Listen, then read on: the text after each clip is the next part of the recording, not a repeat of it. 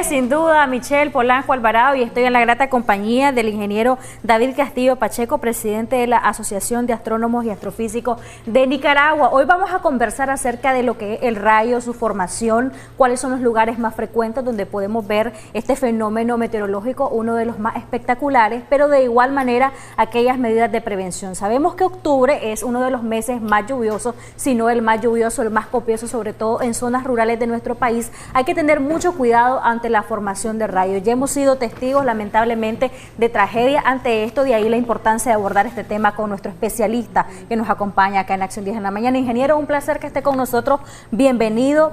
Coméntenos un poco, sabemos que es todo un espectáculo ver tormentas, ¿verdad? Y a algunos nos da un poco de temor, es uno de los fenómenos meteorológicos más espectaculares, pero sí, da miedo y hay que tener mucha precaución, hay que tenerle respeto, dirían en el buen nicaragüense. ¿En qué consiste la formación de rayos? ¿Qué es?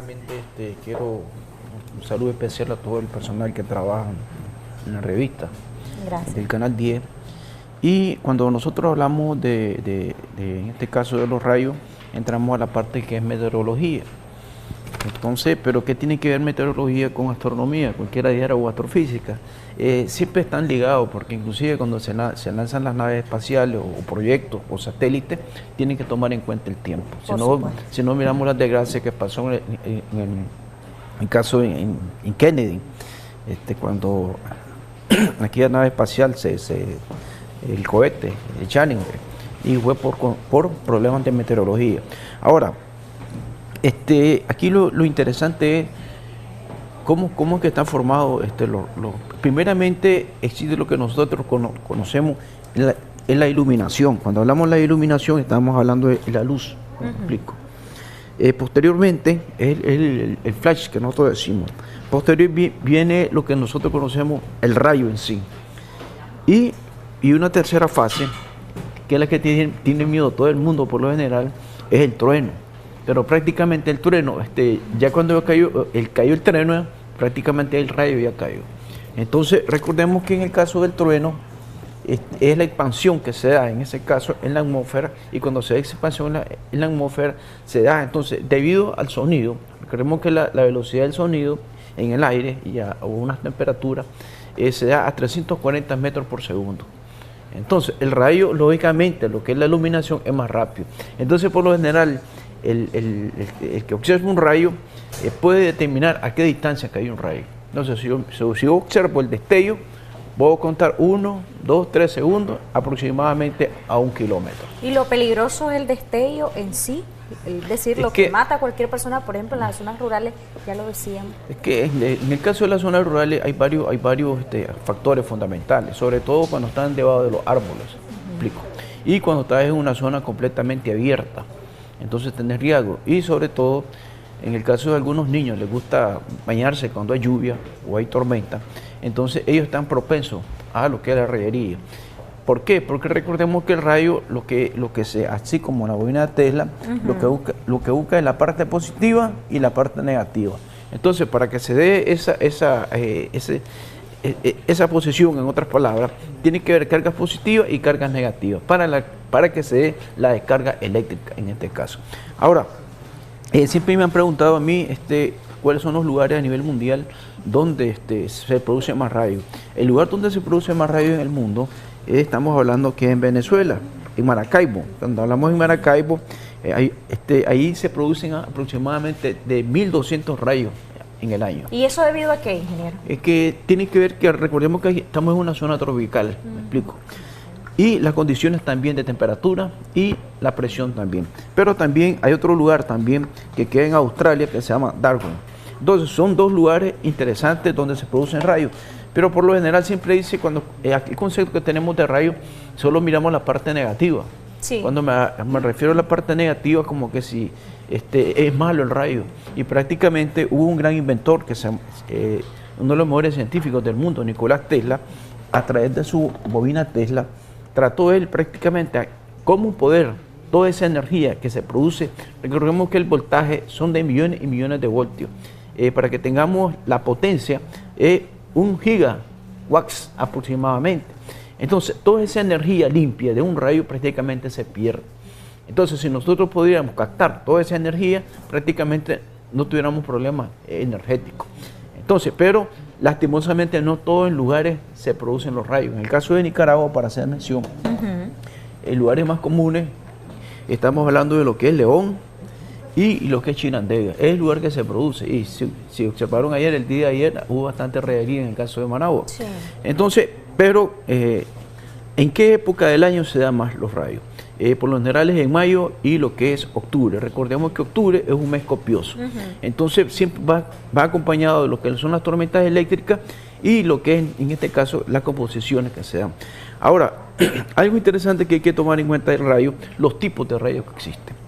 Entonces está el rayo entre nube y nube. Si observas, pero hay un momento que el rayo no se descarga, sino que entre una nube y una nube. ¿Qué quiere decir? Que una nube está cargada positivamente y la otra negativamente. Se puede dar también entre una nube y el agua. Por eso no es bueno, recomendable que cuando hay rayería, es peligroso, ¿no? Es peligroso porque recordemos que en el caso del agua es buen conductor de electricidad. Así es. Entonces, y está el rayo que es nube y tierra. Entonces tenés nube-tierra, tierra-nube. Y tenés el bifurcado, en este caso, tenés el estacatum y tenés el flash o perla que le dice. Entonces hay variaciones de rayo dependiendo de la posición que puede observarlo para ver el contenido del rayo. Pero algo interesante con el rayo, como tú lo mencionabas, ¿cuáles son las recomendaciones? Por ejemplo, yo decía que cuando, por ejemplo, si estás en un río, estás en un lago o estás en el mar y se rayería en ese momento, no es recomendable, porque explicaba como anteriormente que el agua en este caso es buen conductor de electricidad. Lo mismo estar debajo de una caseta. Si observan ustedes, algunas casetas prácticamente son metálicas y lo que es el hierro en este caso o un metal es buen conductor de electricidad. ¿Los celulares? Esa es una buena pregunta. En el caso de los celulares, solo cuando estaban los toki-toki, aquellos grandes celulares, no sé si te acordás que en los Belsao, aquellos grandotes, que es porque estaban compuestos más de material metálico.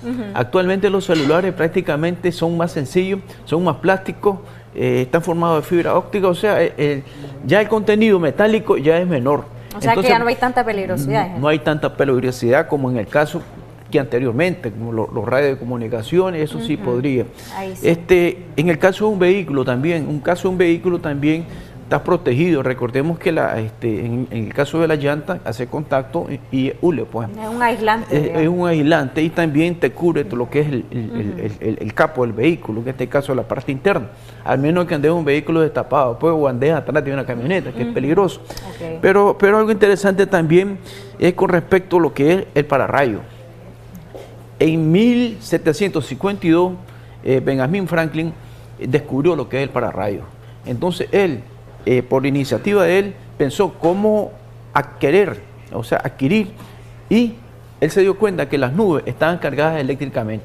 Entonces él hizo un estudio, elevó una cometa metálica junto con una llave y miró que esa cometa y junto con en este caso con la llave, estaba cargada eléctricamente. Entonces él fue el que inició prácticamente que las nubes estaban cargadas eléctricamente. Ahora, ¿cuál es el problema que sucede en Nicaragua? Que no todas las casas están polarizadas. Entonces, eso es el llamado por la tierra, ¿no? El por la tierra o el pararrayo para el caso de los edificios. Okay. Otro problema que existe en el caso del nicaragüense, por lo general hay rayería y tienen conectado, por ejemplo, el televisor, tienen conectado. Entonces, ¿qué es lo que pasa? Si se da una carga eléctrica en ese momento, prácticamente el equipo pues queda dañado completamente. Al menos que tengas en este caso una protección interna. Pero el problema es que las construcciones aquí, como las hacen, y estamos bien hablando artesanales, algo artesanales, y no son correctamente. Algo también que hay que mencionar de los rayos, el caso de los rayos, tienen otra ventaja, igual como la que hizo Tesla, como descubrió la bobina, producen ozono. Ah, sí. Es increíble. ¿Qué tan positivo es esto para que lo entiendan? Por eso, recordemos que la propaganda que hubo en los años 70, en los años 80 y en los años 90, que la capa de ozono iba creciendo. Entonces, ¿qué pasa? El 10% del ozono se produce prácticamente en lo que en Venezuela, en Maracaibo, se llama en Catatumbo. Entonces, y también lo que es en Darwin. Entonces, una de las ventajas que tiene, en este caso el rayo, es que produce ozono, y eso es una gran bendición para la tropopausa. ¿Por qué? Porque prácticamente aquí hay contacto que entra directamente el sol, es evitar, o sea, se evitan porque es protegido, en este caso por el rayo. Entonces, el rayo nos ayuda a nosotros, en este caso, para como produce ozono, que el ozono es O3, o sea, 3 moléculas de oxígeno. Entonces, nos protege prácticamente también de la filtración directa, en este caso, de los rayos solares. Sí, muchas gracias, ingeniero.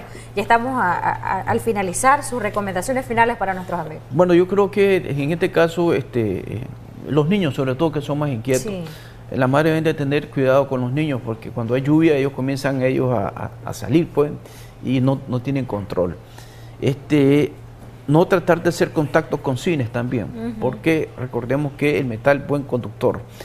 Y lo otro recomendable con respecto a los rayos, que esto es pasajero. Cuando yo hablo pasajero, el mes de octubre es el mes más copioso, igual que el mes de mayo. Sí. Entonces, todo esto es un proceso. Una vez que ya termine todo este proceso, prácticamente se entra a otra estación, en este caso del año.